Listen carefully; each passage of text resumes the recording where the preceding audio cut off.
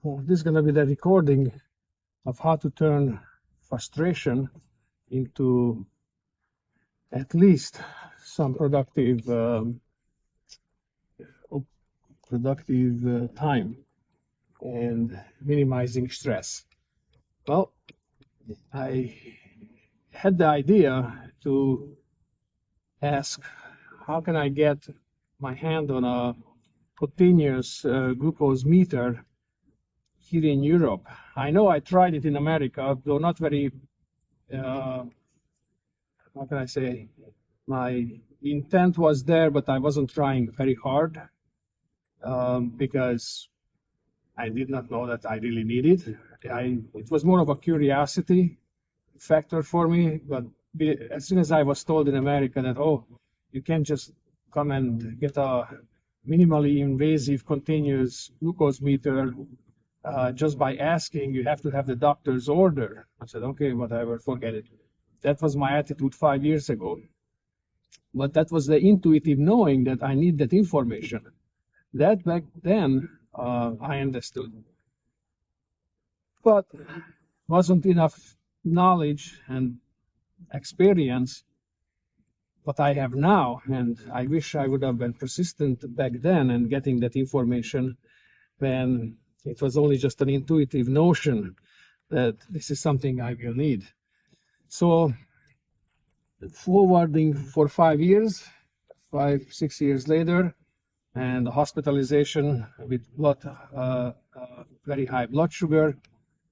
So now I have AMU, this brand new device that is absolutely non-invasive. So all I have to do is just put my finger on it. 1 minute later, it tells me what my blood sugar is. Well, this is the best thing that come closest to the technology that I understand Apple developed already. But Apple is tied up in court for years, can't bring it to the market, which that would have been the most convenient right on the Apple Watch. So testing this new device from China,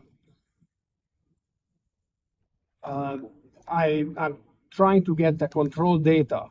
So how accurate is it? How can I trust it? How detailed the readings there? So I'm using the Keto Emojo from England. That's one of the best device I found so far, but it's still requiring me to poke my fingers, and because I measure up to 14 times a day, wow, that's way too many poking on my finger, even just for this limited time for doing the test, the calibration, and to learn more about this AMU, I decided, okay, what about getting that continuous glucose monitor? So this is the context in which I'm going to tell you about in this vlog what here locally they referring to as the medicine mafia. But again, as I said, I can't afford to go down that path of anything that even come close to conspiracy and what have you, since this is YouTube. So let's just stay very friendly. I don't know, and I don't claim to understand why they do, the big boys, why they do what they do. But here it is. I went to the place where you buy medicine, right? Pharmacy. And they said, no, you have to go to a special pharmacy for these kind of things. Well, happened to have that kind of special pharmacy in town as well. I went there. Well, I went there a little bit too early because we are in Europe. People here tend to live a very measured life. 9 o'clock is going to be open. It's 9 o'clock. And that's all right. So am I going to waste half hour of my time because I got there at 8:30 and most places open at 8, but this happened to open at 9, but that's all right. No, I'm making best use of my time walking right away. I need to have walk, fine. Walk for a half an hour, come back. Just for the lady to tell me very shortly, nope, I can't get you anything like that, because even though this is the store that gives you all the tools for your health and every specialty tools, but this one, I can't get it. you have to go to someplace else. Okay, ask yourself a question. Why is this data? Why is this data so protected? Why? Because if I would know readily available, if the data would be readily available to me and I would know what my blood sugar is and I know what to do about it, I might change in a positive way. Whoa, that would cut into the profit of so many enterprises out there if I would be healthy. But as long as they can manage me being sick and progressively getting worse, and that's what all the doctors are saying, because talk to your doctor, talk to your doctor. Those I have doctors in my family, and I have great respects for the doctors who are out there to teach. But my experience is, again, there are the exceptions, but my experience is most of them are drug pushers with a PhD. And the people are being brainwashed to talk to them because they know better. Well, I have a very good doctor. I really trust him. I really like him. He's a good, dedicated doctor. But when it comes to diabetes, well, I don't know. How can I say? The verdict is still up in the air because he tried to convince me it's only medication, it's only medication, that's the only way to do it. And I said, nope. So now I'm going to go to him and ask him, what does it take to get this continuous blood glucose monitor? Because I would like to do an in-depth testing of AMU. And my initial findings are not good enough for me.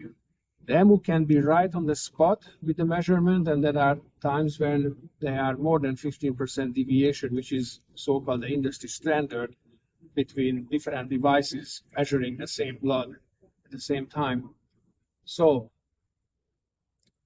but also there are factors that I just learned that, wait a second, the way I take blood can produce different results based upon the cleanness of the site, based upon I took the reading on the first or the second blood. Well, that's a brand new information. I never knew about that. And who knows? But if I have a continuous monitor to my skin and getting the data that way, I would be very interested to see. But this device is not available, not in America, not here in Europe, just by going in trying to get one. Now, I'm thinking why? Well, there are the people with diabetes 1, and for them it's life and death. So obviously they have the priority, they need it. Us, the majority with type 2 diabetes, well, tough turkey, do what you can, but for you it's not a life and death. Just change the way you eat, change the way you exercise, and if you're lucky enough, you will be all right, or just go downhill little by little. So, okay, let's see what the doctor has to say, but I have a guess he's going to tell me the same thing, that, oh, he can't prescribe that, I have to go to the special doctor to get that done. Okay, let's see what the good doctor has to say. And by the way, I had such appointment to that very special place called a clinic for diabetic people, but they don't do urgent care. And my doctor says, well, I have to go urgently because my blood sugar was very high, 12. And he's going to have a problem. Well, he was right. I got an appointment 3 months out, and 10 days before my appointment, I got hospitalized with high blood sugar. So, all right, very interesting journey.